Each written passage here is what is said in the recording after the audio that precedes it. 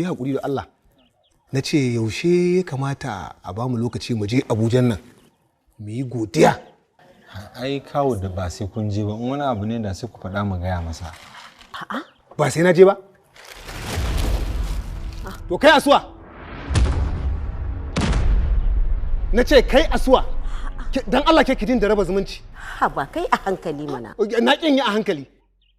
Kamar ni dan Juma irin sala godiya da na tanada har akwai wani wanda zai je kai fiye da wanda zan kai. Bayan faruwan waɗannan abubuwan na tsinci kaina cikin ruɗani da kokonto akan wane ne mai nasara.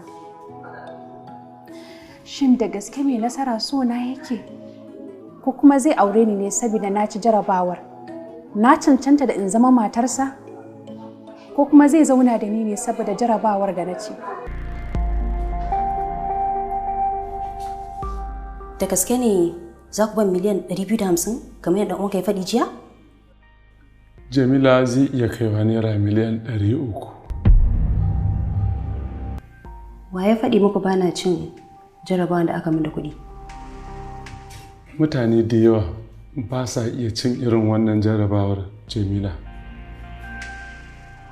Amma ta yaya zan yarda cewa ba mai nasara bane sake wani sabon shirin daban a kaina? Idan ba a yi sa'a ba, shirinmu zai wargaci.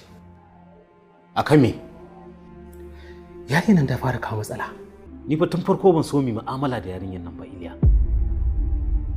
Idan ta canza ra'ayinta ta fallasa mu, to wallahi mun kaɗe.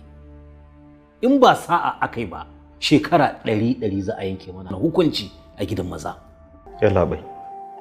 So muke matarka ta koma gida ta zauna, ta huta. Tunda brother ɗinka yana nan.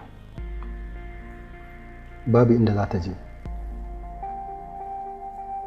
To ai is necessary ne. Kai da Allah tsaya rana. Kar ka ga magana mana. Ba fa nan asibitin naku shi kadai ne asibiti a duniya ba. Akwai asibitoci da yawa da zan iya zuwa. Duk duniyar nan babu inda ba zan iya zuwa asibiti ba.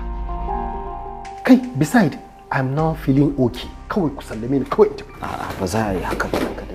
Just try to calm down.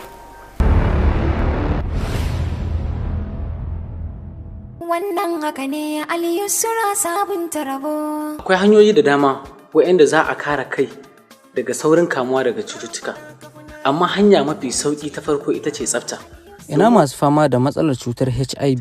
Shi ya sama cibiyar Alusar ta ba mutane dama cewa su ba da kaso 50 gurin karɓar maganin idan sun warke, bisani su zo su ciko ragowar kuɗin a bisa yarjejeniya wadda ake da al'umma, kuma alhamdulillah an samu nasarori. Duk yayin da aka ce ƙwayoyin halittar mutum ta samu matsala na ɓangaren namiji ko mace, to fa ba zai samu haifuwa ba.